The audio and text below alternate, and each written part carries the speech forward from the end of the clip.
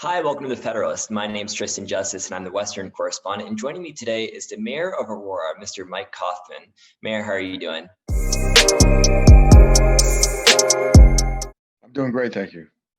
Awesome. So I saw you did this experiment where you lived 7 days and 7 nights homeless in your own city.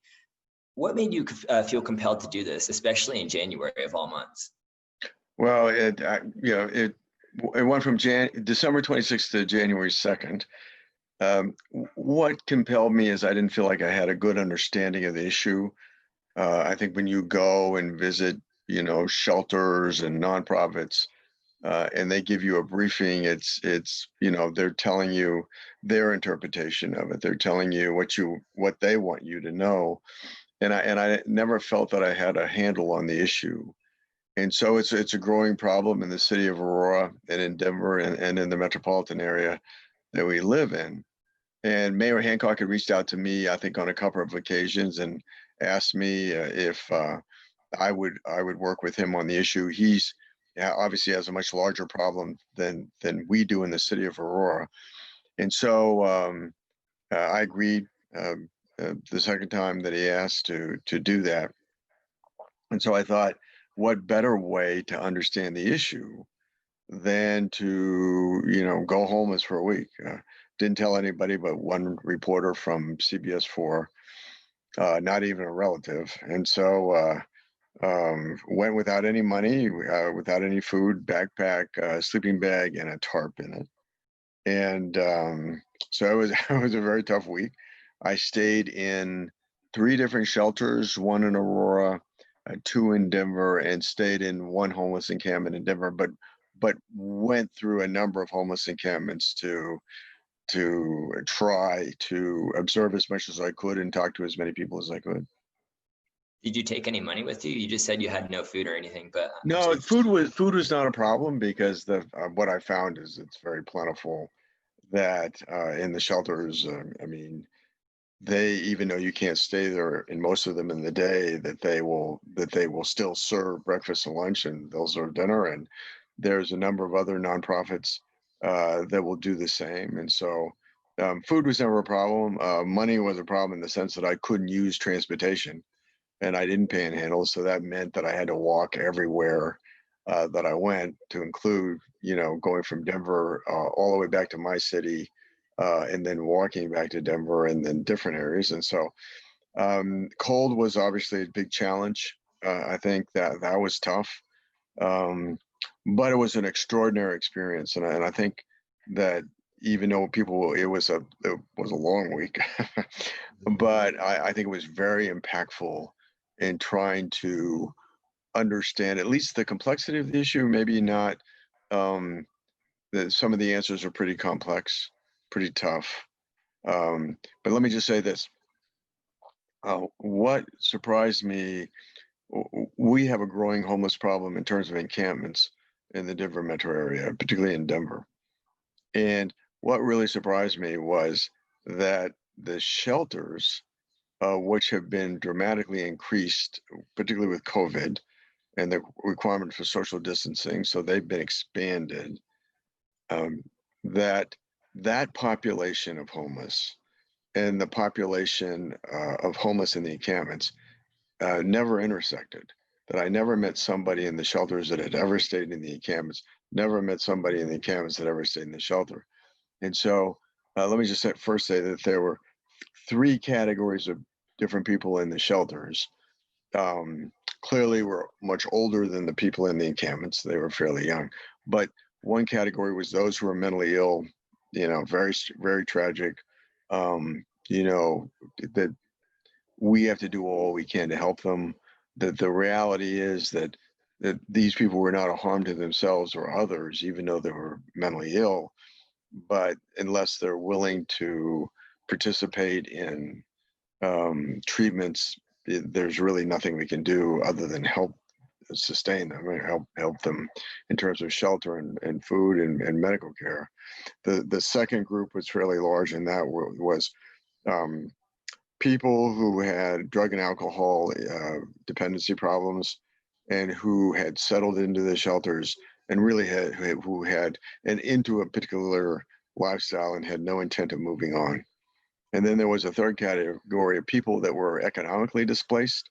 And I think if there was a note of optimism, it was in this category, that they were wisely using the shelters, and I'm glad that the shelters were available for them, because they had a clear path and clear understanding about how to get back on their feet. They were, some were working day labor jobs, some of them had found jobs, and were saving their money, staying in the shelter, but saving their money, working. And so their goal was to go get another apartment, get back on their feet. And again, I have every confidence that they will be able to do so with the help of the shelters and their ability to save money in terms of their living expenses. What was really shocking, I think, were the encampments. And there's some that are kind of not organized and kind of scattered, 2s, 4 people, and but the larger ones that I went to tend to be organized, tend to have a social structure, tend to have leadership that emerged from within them, tend to be very paranoid about outsiders. Were they skeptical of you being there? Yeah, they tried, they kind of accepted me, kind of didn't. It depended on which encampment. I mean, there were a number of encampments that I went to. I finally settled into one that allowed me to stay there. But generally, I would say the majority, some people would talk to me and would be very open. Most of them would not. Most of them would maybe talk to me for a little while and then clam up. And the paranoia is really based on the fact that there's just epidemic drug use within these encampments. It reminded me growing up in the late 60s, early 70s, where there was the hippie movement, and it was about dropping out of society, and it was about there was a communal nature to their lifestyle, and there was drug use, and the drug use then was marijuana and hallucinogenic drugs kind of defined that. Mm-hmm. This group, the dominant drug that I saw used, and this is through observation, not just talking to people, used in terms of young people injecting it in their arms or smoking it in these glass pipes, was crystal methamphetamine. And some heroin, some crack cocaine, but crystal methamphetamine seemed to be the dominant drug, and that seemed to be a common denominator in these larger encampments. And some people would come into the encampments looking to buy drugs. Some people would come into the encampments looking to sell drugs. But that seemed to be a common denominator, and I think it's very dangerous. What also surprised me about the encampments, and let me tell you what, I never talked to anybody that was ever depressed about being there, that wanted to leave, that saw this as bad, and that was shocking. I think that another thing that surprised me was the support by the local community in Denver. That give you an example. Friday night, my last night staying in an encampment, and my last night being homeless. I'm at an encampment in the vicinity of Lincoln and Spear. That's where I'm sleeping. Mm-hmm. And a car pulls up a little after 5 o'clock. It's getting dark, and says, "Anybody hungry?" And I said, "Sure." And said, "We have chicken noodle soup." It was like the best chicken noodle soup. It was homemade. Give it to me, in a nice container with some homemade banana nut bread. 30 minutes later, another car pulls up. "Anybody hungry?" And I said, "Sure." It is tremendous homemade beef stew in a Tupperware container with bread, fresh bread, and with cupcakes for dessert and a bottle of water, and asked me if I wanted a blanket. So restaurants bring food, donated. They donate food to people in the homeless. Sometimes they don't even come out of their tents; they just bring it and give it to them, put it in the tent. So that's extraordinary. One thing that hit a raw nerve with a lot of these so-called advocates for the homeless was the fact that my observations were in counter to a narrative that they're trying to set. And the narrative that they're trying to establish is that these people are there through, no fault of their own, circumstances beyond their control. We have to help them. They don't want to go into the shelters, even though there's capacity in the shelters, and there's case law that requires that capacity, because Denver has a housing ban, and in order to have a housing ban, there's case law that says you have to have capacity in the shelters to house these people if you're not going to allow them to camp there. And so Denver has that capacity. And so that they would say, oh, they don't want to go to the shelters because, they fear for their safety, because they worry about getting things stolen. There are few possessions stolen. And because during the pandemic, they're concerned about, public health issues of living in this congregate town of living inside of a shelter. None of that was really true at all, that I found. They wouldn't go to the shelters because of one reason, and that the shelters have rules, like rules against drug use, and so drug use on demand, and so they don't go into the shelters. And it's the safety issue. I mean, I never feared for my safety in the shelters. I always had a concern.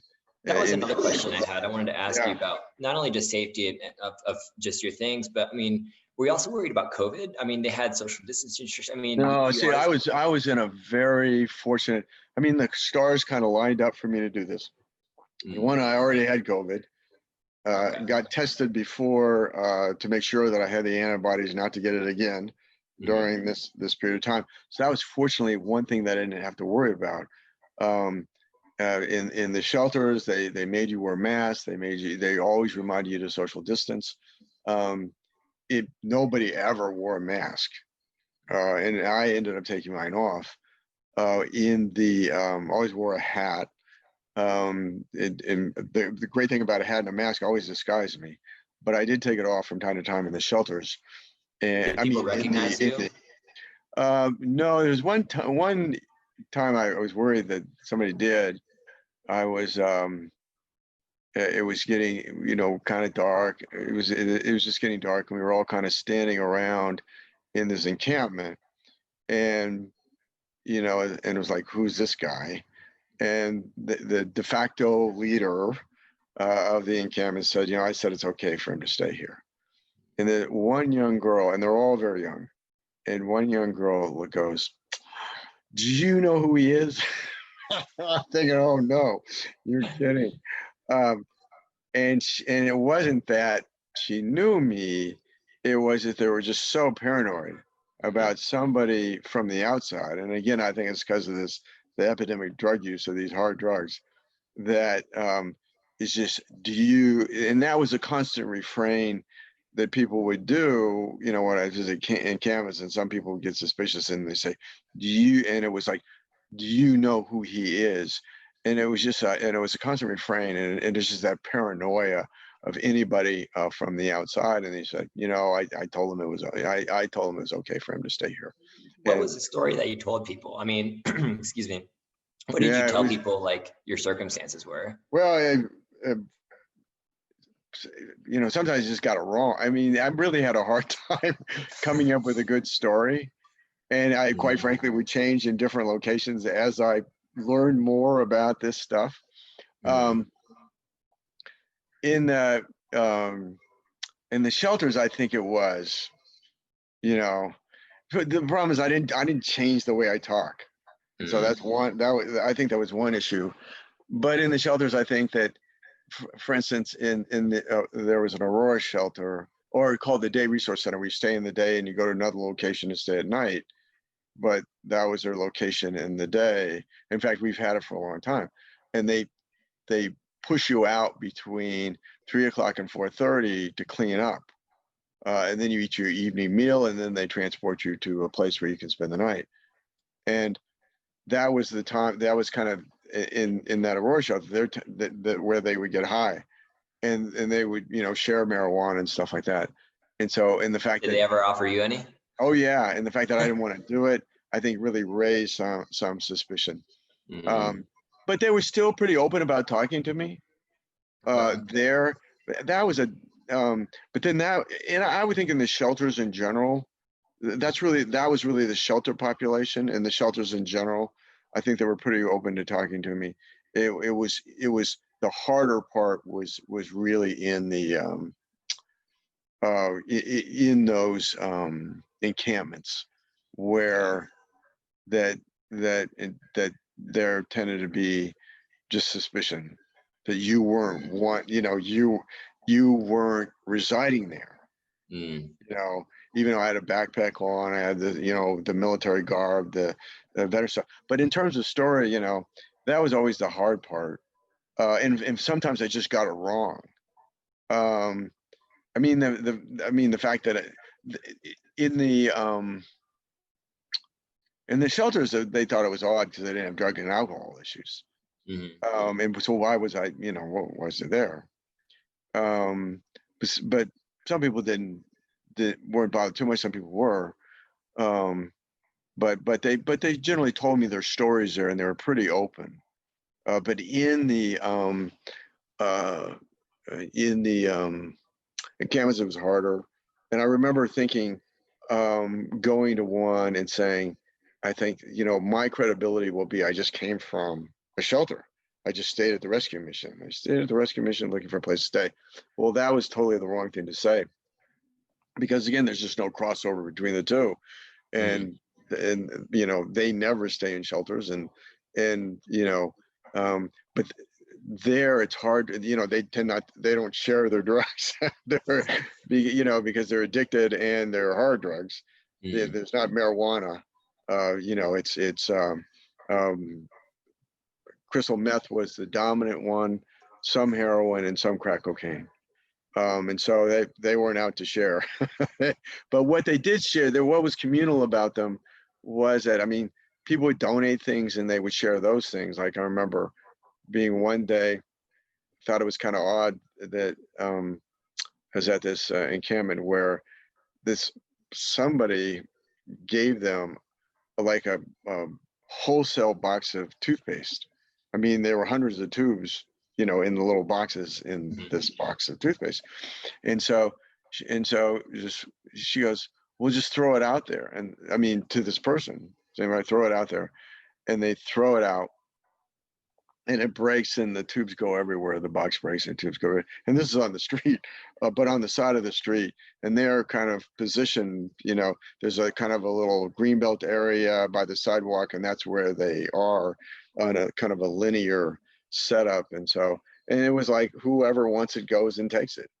And so, so that was, so there's kind of a communal way. I think that there's allegations that they steal bikes. I don't know if I never really saw it. I kind of indirectly saw My bike that. got stolen, so I don't know. I'm a little bit. That bikes are a form of currency for them, and I did see some areas where in an encampment where they'd have a tarp over like 5 or 6 bikes, and they weren't riding them. But I saw, this one encampment on Lincoln and Broadway. So I'm standing and talking to the de facto leader of this encampment, whose name, oddly enough, is the name that he goes by is Gutter, Gutter. That's what he wanted to be called. So standing and talking to Gutter, and there's this woman coming up with a bicycle, and this other woman says she's got a bike. Well, admittedly, the bike was not in good condition. So I don't know where she got it. But he said, no, that's not good enough. This is not good enough. She needs to get rid of that. And so, was that part of that, currents? And I've talked to people in the neighborhoods around those. So it seems like there was a kind of a concentration. So where I went to north to south, probably 22nd and Stout was where The north one that I went to, didn't stay at, but kind of went in and out during the day, and then 11th in Acoma, and then also probably one of the areas that I felt would be one of the most dangerous areas is actually not so much an encampment. It's cleared all the time, although some people stay around the pavilions, and that's right in front of the city and county hall of Denver. That park area there, as you see people openly shoot up. Right. And then, well, 11th Tacoma I mentioned, and then Lincoln and Spear, Broadway and Spear.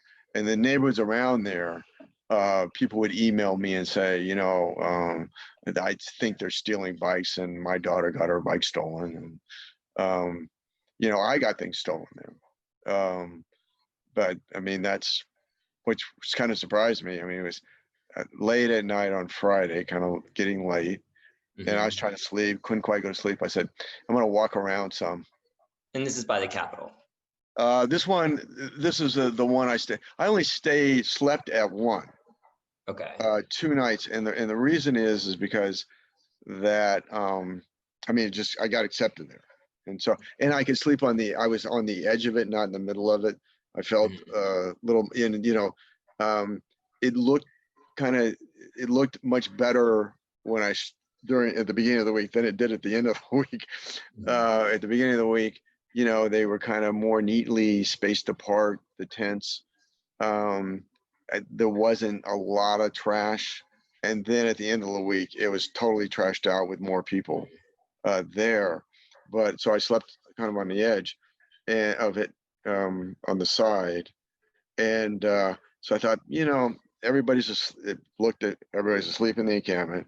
Nobody from outside the encampment is going to take my sleeping bag or my tarp or anything, backpack. So I'm going to walk around, then I'll come back. And so I'm walking around, and I think, okay, now I'm really ready to go to sleep. Because, you feel odd because it gets dark so early. And it's not like you have lights or anything. And It's kind of like, what do you do? It's kind of like you feel like going to sleep at 6 o'clock. It's dark, no lights. And so, and when I got back, my stuff was stolen. What exactly was stolen? I had backpack stolen, tarp stolen, sleeping bag stolen. And so, and not that I was going to donate the stuff at the end, because I served for 21 years between the Army and the Marine Corps. I'm not interested in camping anymore. So you live in Colorado, yeah, not going to happen. So I was just going to donate anyway. But the interesting thing is, so I walk into the encampment, and I could see there's one guy sleeping outside. I can't tell if he's got my sleeping bag, but he's clearly got my great tarp wrapped around him. And then I looked, and I couldn't see the backpack, but there was so much trash. Just what they do is, if they throw something out, they just throw it outside their tent. You have half-eaten food. You got, any trash. Everything is just thrown right outside their tents. And so by that time, stuff was, and I couldn't see the backpack. So I ended up walking around the rest of the night. Well, I learned the miracle of cardboard, being homeless for a week, and that it is a great insulator. And so I found a corner, in a building where there wasn't any wind, that, broke the wind, and then had some cardboard under me and tried to kind of wrap some around me. But that's, life on the streets.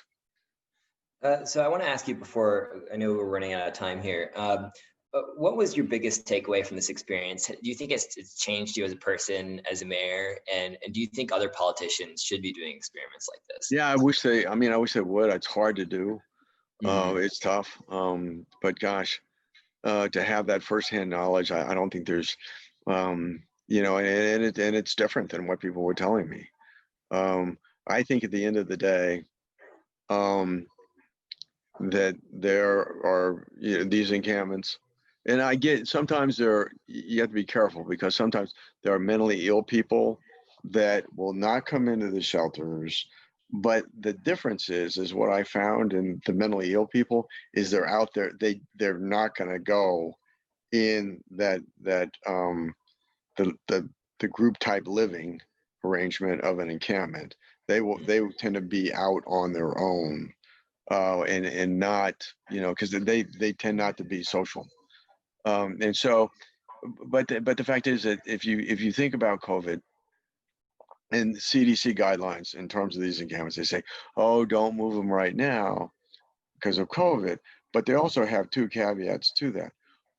One is you can move them if they're a public health nuisance, and you can move them if they're a public safety threat. And these are both. These are absolutely both, and they absolutely have an alternative to go to in these shelters. And what impressed me about the shelters is there are so many services available to anybody who wants to move their life forward. I was always asked every time I went to a new shelter and processed in about I was always told about all the services available and did I want a caseworker and did I want this. When I was having lunch at the rescue mission, they would talk about long-term programs that I could get into.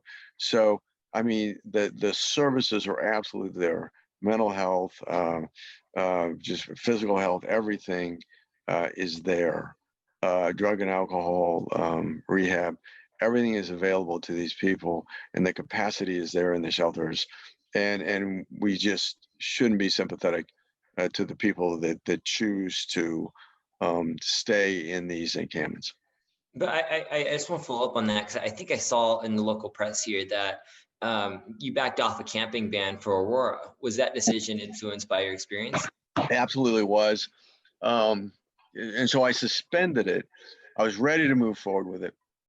And I thought that this experience would really give me, sort of credibility to push it forward.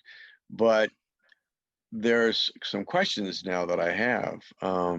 Denver has a camping ban and has a pretty significant problem. Mm-hmm. Aurora does not have a camping ban and has a very modest problem. Are all of the requirements that stem from these court challenges in order to fend off these court challenges worse than the cure? I mean, worse than the problem. And so I just need and quite frankly, Aurora has a shelter, has started an overnight shelter. So what we've historically had was a day resource center on the Andrews Medical Campus, was provide services for the homeless during the day, safe place for them to be, meals, mental, as well as healthcare. But they can do the laundry there. But it's only open at night during inclement weather until this year, where we use the COVID dollar, these dollars from the CARES Act, these COVID dollars, because if in fact we wanted to keep people overnight because of inclement weather, because of the social distancing requirements, our facility wasn't big enough.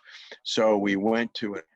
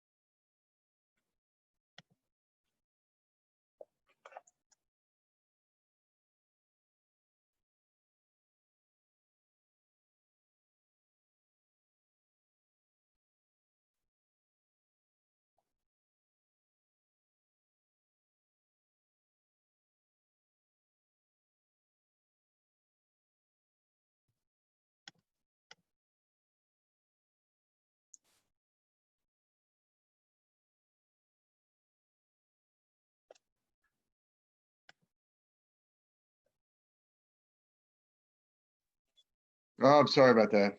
Oh, no worries. My fault. It was at my end. Oh, okay. I thought it kicked you So off let me because we were finish. going over. Okay. Okay, let me finish that one point about the encampment issue, and I'll just start over on that. And that is that